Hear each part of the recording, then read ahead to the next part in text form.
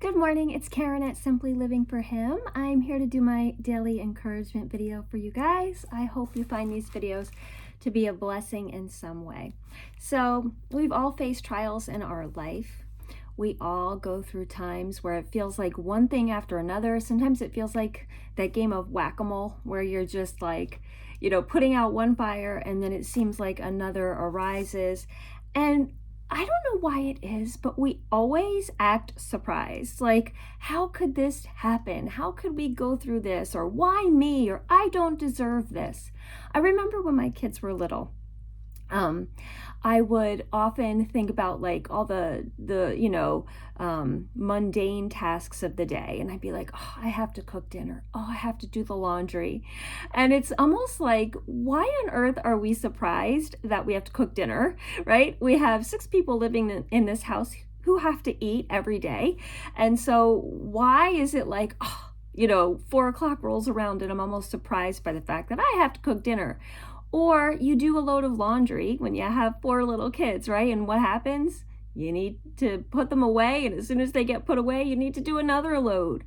And I remember one day realizing, like, I am no longer going to complain about the laundry and the cooking, because these are things that are never going to go away. Like, why am I surprised?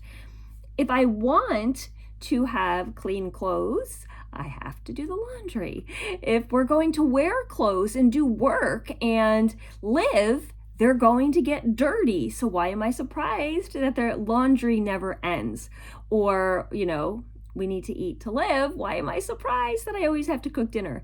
Now, those are just like tiny little kind of, fun examples, but the same could be true for anything in life. It says here in 1 Peter chapter 4, starting in verse 12, "Dear friends, do not be surprised at the painful trial you are suffering, as though some strange thing were happening to you.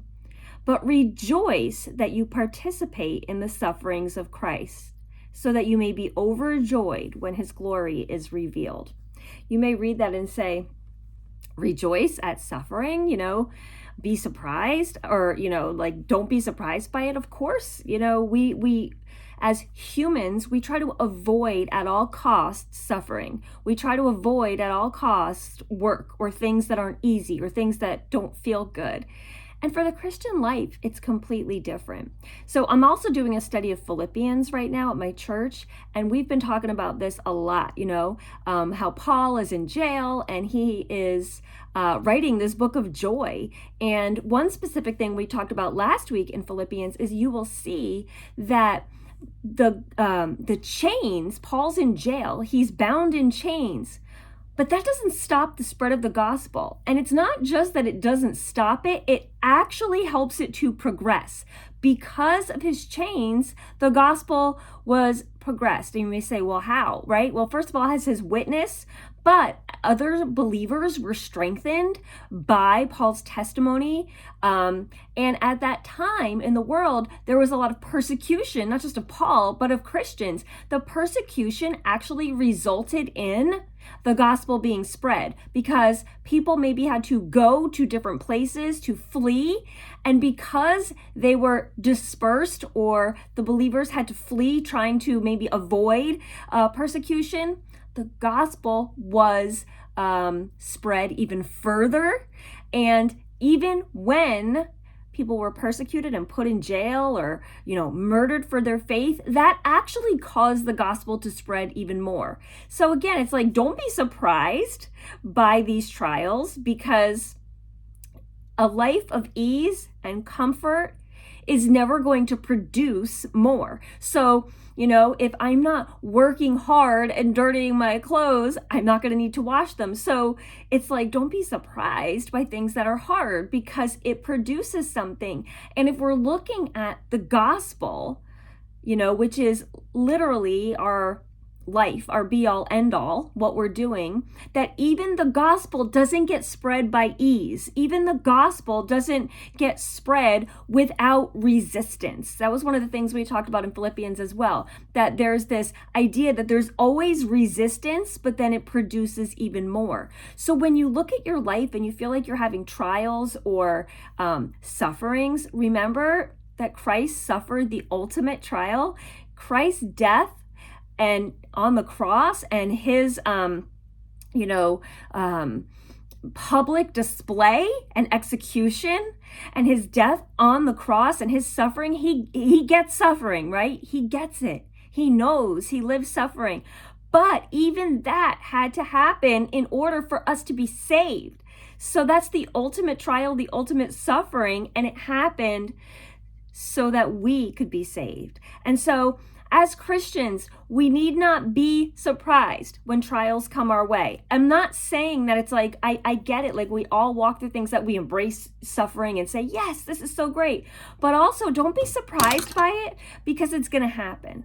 And because we are following Christ, we know that it says in Romans 8:28, he works all things for good. So we know that suffering, as it says in James, and trials produces good fruit. Like there's always something. It gives you perseverance. And so it can strengthen your faith. It can strengthen the faith of those watching. You never know exactly how God's going to use it. But do not, one of the biggest things that kind of trips us up as humans, as Christians, is when we think that sufferings and trials, we become the victim and we get this woe is me mentality and all that I have to go through.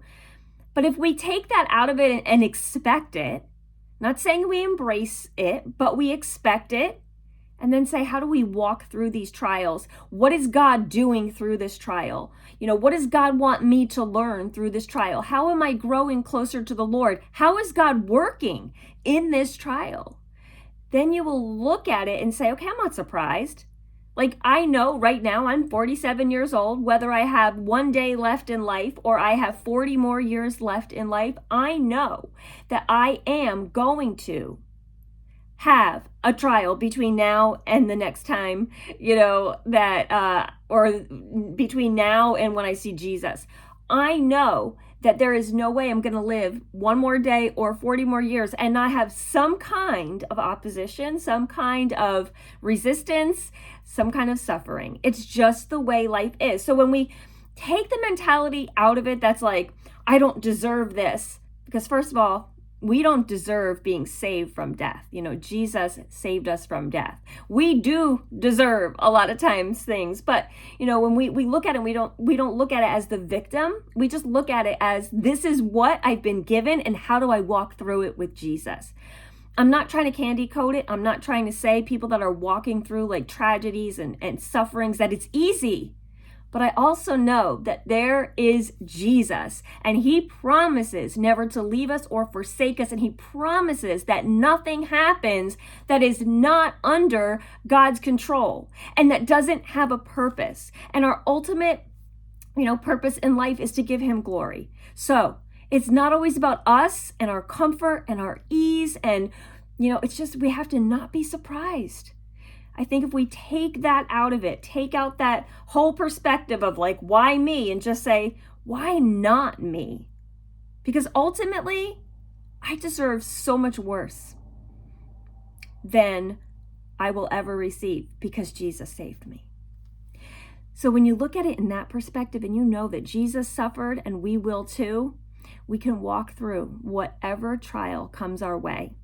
And we can do just as it says here in this verse, not be surprised at the pain or the suffering as though it's something strange. And then it says, but rejoice that you participate in the suffering of Christ, so that you may be overjoyed when his glory is revealed.